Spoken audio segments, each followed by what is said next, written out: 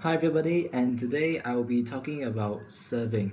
So today I just came back from church, and today's sermon is a little bit related to serving, but then I will add in a little bit of my opinions, and hopefully this can help those who are in need of a bit of advice. So if you ask me about my services in church, in the past I used to control PowerPoint slides during praise and worships, and now that I'm in a new place to study, I'm in a new church. So currently I'm not serving anything yet. So regarding serving, now what do you call serving? Now serving is when you offer up your efforts and your actions to help other people in assistance. And many times when people serve, they have a misconception, especially when it comes to a church serving. Now, one of the misconceptions is that many people think that serving in the church is only for specified people, like pastors or seniors at the church. However, it's not the right thing because when it comes to serving, it's the duty of every Christian to serve. And many people think that serving is like, oh, you have to preach, lead a praise and worship, etc. However, it's not just that. It's not only inside a church building that you serve. When you exit the church, even if you help an old lady cross the road, you're serving in God's name because you're a Christian. You help your friends with their schoolwork, that's also helping them. And maybe when friends are in sorrow, they're in pain, they're upset about stuff, you come to the side, pat their backs. That's also a kind of serving. It doesn't mean that you don't serve in the church building, means you're not serving. Don't forget, there are many missionaries in the world that actually go around continent by continent to serve, and many places that they serve, they don't really have a church building. Mostly, sometimes they end up in a hut, they end up in a community hall. But then, are they serving God? Yes, they are serving God. So, don't think that serving is only for those specified people or big people. Don't forget, pastors serve in the church. That's one thing. But you, as a Christian, when you go out, you do the job of spreading the gospel. You are actually serving. And another misconception of serving is that you have to do a ton of things. You have to spend 7 days a week to serve. No. Serving doesn't mean that you have to do a lot of things. You may look at your pastor and see him or her having to prepare sermons every single week, attending conventions, events, go out here and there to spread the gospel, but sometimes this is just what you see. Serving can come in many forms. Don't forget, I'm not talking about a major serving, because not many people can do that. Like, I can't sing, so obviously I can't be a lead singer in the church choir. But then I can speak English. So I would love to be an interpreter for the pastor one day. Hopefully I can become. So you see, everybody has a talent in different fields. So it doesn't mean that you do less things means you're not serving. As long as you do your part properly with the correct mindset, then you're already considered as serving. You don't really have to go out and go into the streets and spread flyers. I mean, that's what kind of serving. But if you have the time and you do that, I mean, more credit to you. But like the simple things as like I said, like helping your friends, patting their backs, giving them support, etc., etc., etc., etc., etc. Is also a kind of serving. So I mean, I don't understand why people have to see Christian serving as such a big thing, because we're actually doing our duty. We are conducting our duties as a Christian.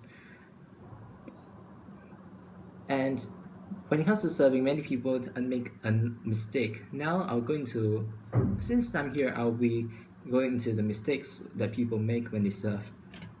The first thing is that many Christians love to say that we serve God. That's the correct mindset. But there are times when people actually end up serving people. We care too much about what people say. We care too much about judgments. We care too much about comments left by people. And this is a mistake that I make sometimes too, because I'm a bit sensitive in a way. So, I mean, it's all about maturity and fixing a mindset. I mean, if you're used to serving and you keep that mindset you're doing for God, you have a very enjoyable time serving. Like when I was back in my hometown, my home church, when I used to do the PowerPoints, I mean, there are people who criticize you. One small mistake and people make it like it's the end of the world. But to me, as long as God accepts my service, I'm happy enough because God is the one who decided. You go to a church, you serve God. So sometimes, many times, you don't really have to care what people say to you. And another thing is about raising yourself too high. That is a very common mistake, especially among those who are really talented, and most of the times they are first choice people. Like normally, if there's any cases, you're the first pianist that people will think of. This is a very easy temptation. You can see Satan, he takes every single advantage to scam you into going against God's ways. So when a person is being lifted very high, boom, Satan comes in and he'll start to make you arrogant and end up you serve to show your own talents rather than serving who is truly in charge of you. When I was younger, I tend to be very sensitive in a way that every time when people criticize me, I'll feel upset for the whole day. But now that I'm older, I'm actually thinking back, why should I? I mean, I do my job.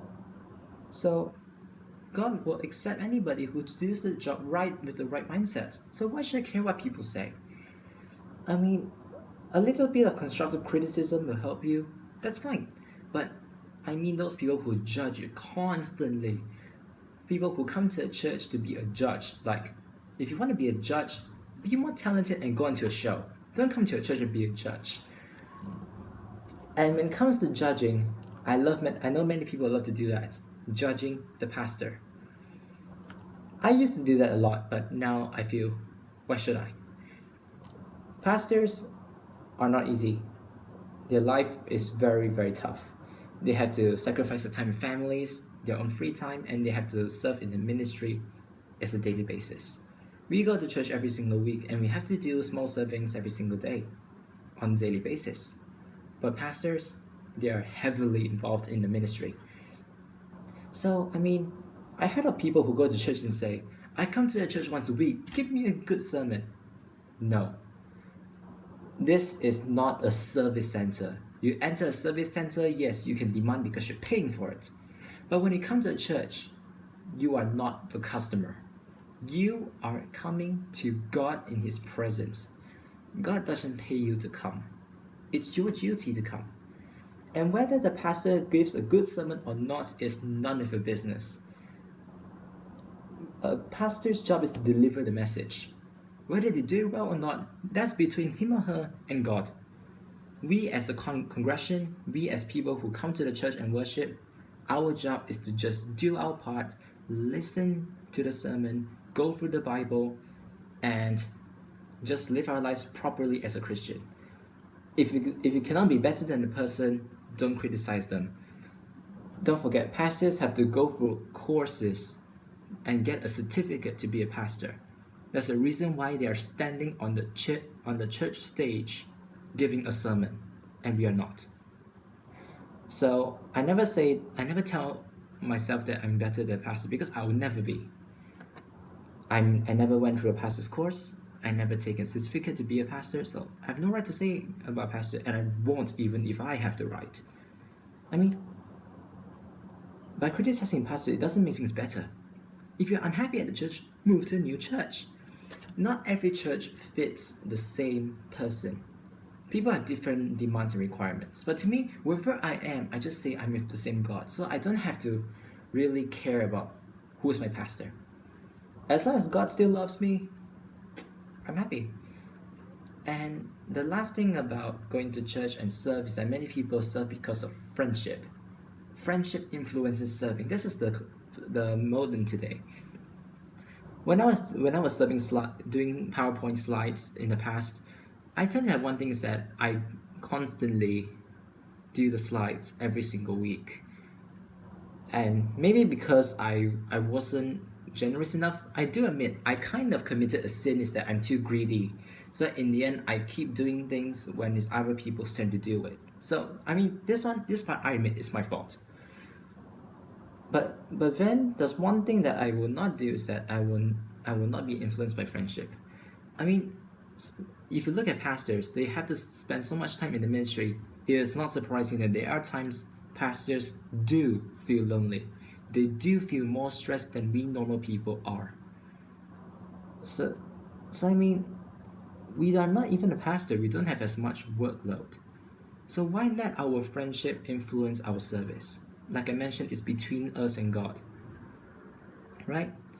So, so I mean, I do admit, whichever church I have lots of friends, but I will not serve because of my friends are doing it.